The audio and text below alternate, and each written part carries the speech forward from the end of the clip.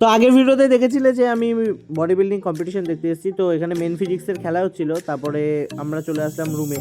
তো রাজা যেহেতু বডি বিল্ডিংয়ে নামবে তার জন্য বডি কালার করছিল, এবং গোপাল আর রাজা গায়ে কালার করছিল, তো এক্সারসাইজ করছিল। সব এখানে ছিলাম, আমি চকলেট নিয়েছিলাম কারণ ওরা তো সারাদিন কিছু খায়নি, তো এনার্জির জন্য চকলেটটা প্রয়োজন হবে।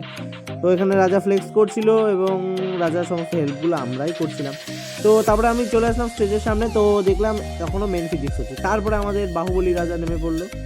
তারপরে ওর সেখানে পোজিং কমপ্লিট হয়ে গিয়ে স্টেজ থেকে নেমে পড়লো। স্টেজ থেকে নামার পর ট্যানগুলো মুছে দিচ্ছিলাম কাগজ দিয়ে। তারপরে ওরা এখানে খাওয়া দাওয়া করে নিল। খাওয়া দাওয়া করার পর আমাদের স্যারের প্রোগ্রাম হচ্ছিল, তো সেটা দেখলাম। তারপর আমরা সবাই বাড়ির জন্য রওনা দিলাম। তো স্টেশনে চলে আসলাম। স্টেশনে এই যে সবাই বসে, সবাই লাস্টে এতটাই ক্লান্ত হয়ে গেছিলো যে শুয়ে শুয়ে আসছিলো। তারপরে আমরা পৌঁছে গেলাম কাটোয়াতে। হ্যাঁ, কাটোয়া স্টেশনে অনেকদিন পরেই আসলাম। তো সবাইকে টাটা, নেক্সট ভিডিওতে আবার দেখা হবে।